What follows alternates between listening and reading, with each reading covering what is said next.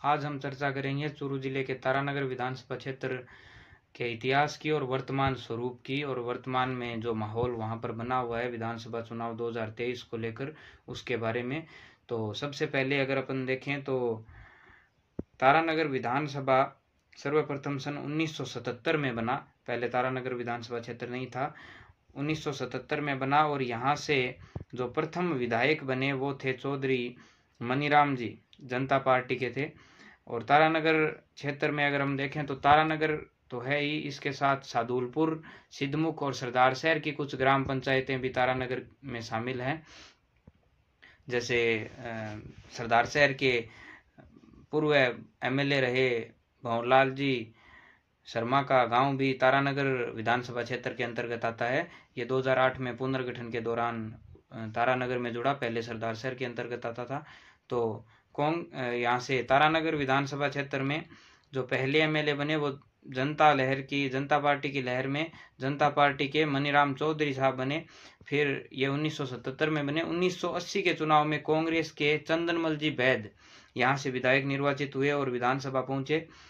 1985 के चुनाव में जनता पार्टी के जयनारायण जी पूनिया ने कांग्रेस के तत्कालीन जिला प्रमुख लूणाराम जी सारण को हराया और यहाँ से चुनाव जीता। 1985 में 1980 में यहाँ से विधायक बने थे चंदनमल जी बैद।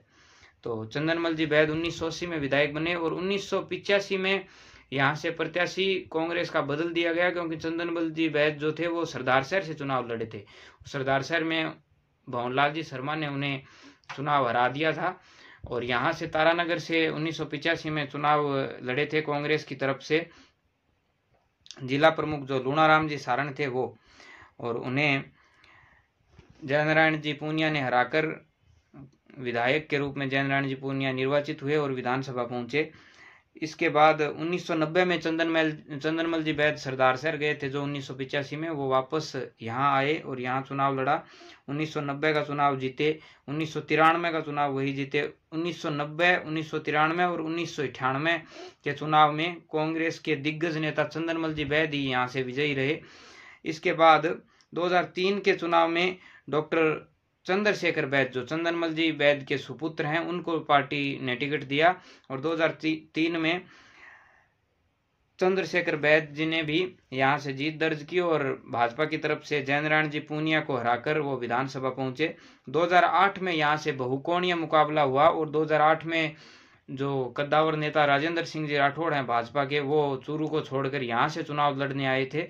और बहुकोणीय संघर्ष में भाजपा के राजेंद्र सिंह जी राठौड़ लगभग 17,500 वोट से यहाँ से विजयी रहे थे। कांग्रेस प्रत्याशी उस समय चंद्रशेखर बैद जी थे जो दूसरे स्थान पर रहे और जयनारायण पूनिया जी तीसरे स्थान पर रहे।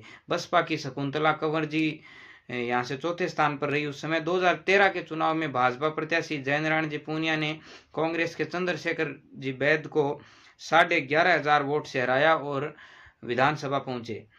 अब कांग्रेस के बागी थे उमा शंकर जी शर्मा, जो टिकट की मांग कर रहे थे 2013 के चुनाव के समय, लेकिन उन्हें पार्टी ने टिकट नहीं दिया और चंद्रशेखर बैद जी पर भरोसा दिखाया।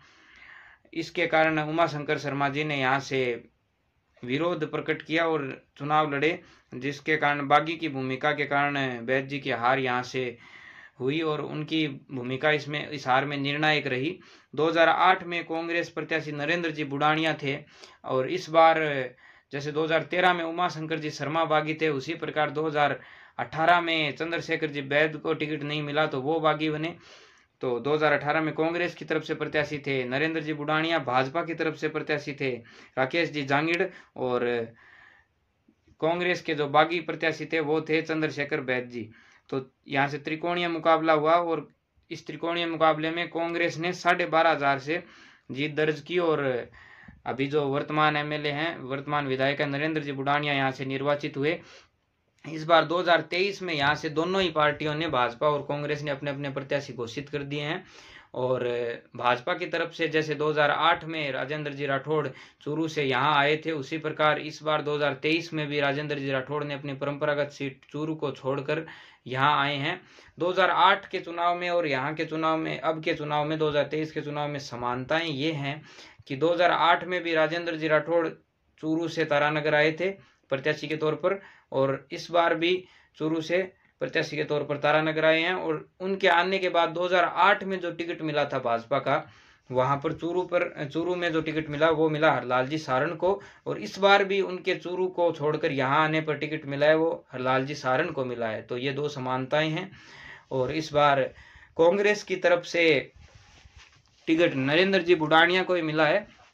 और एक बड़ी खबर ये भी है कि जो कद्दावर नेता थे चंदनमल जी बैद और उनके सुपुत्र हैं अभी चंद्रशेखर जी बैद, वो चंद्रशेखर जी बैद जिन्होंने 2018 का चुनाव बागी होकर लड़ा था, उन्होंने अभी हाल ही में भाजपा की सदस्यता स्वीकार कर ली है। मतलब वो इस चुनाव में राजेंद्र जी राठौड़ के साथ जमीन पर कार्य करते हुए नजर आएंगे, उनके लिए वोट मांगते हुए नजर आएंगे। तो इस बार पूरे राजस्थान की निगाहें तारानगर की सीट पर बनी रहेंगी, क्योंकि यहाँ से एक रोमांचक मुकाबला होने की उम्मीदें सभी को हैं राजेंद्र जी राठौड़ और नरेंद्र जी बुडानिया के मध्य। और अभी तक तो ये दो ही प्रत्याशी मुख्य रूप से नजर आ रहे हैं। और यहाँ से जैसे यहाँ का इतिहास रहा है कि 2013 में भी उमा शंकर जी शर्मा बागी बने, 2018 में चंद्रशेखर जी बैद बागी बने, तो इस बार हो सकता है कोई अन्य पार्टी से प्रत्याशी आ जाए या फिर कोई बागी प्रत्याशी भी आ सकता है। लेकिन इस बार प्रत्याशी कोई भी आए, मुकाबला रोमांचक होने की पूर्ण संभावनाएं हैं। तो इसी प्रकार से हम आपको अन्य विधानसभा की अपडेट भी देते रहेंगे। हमारे साथ जुड़े रहें। धन्यवाद।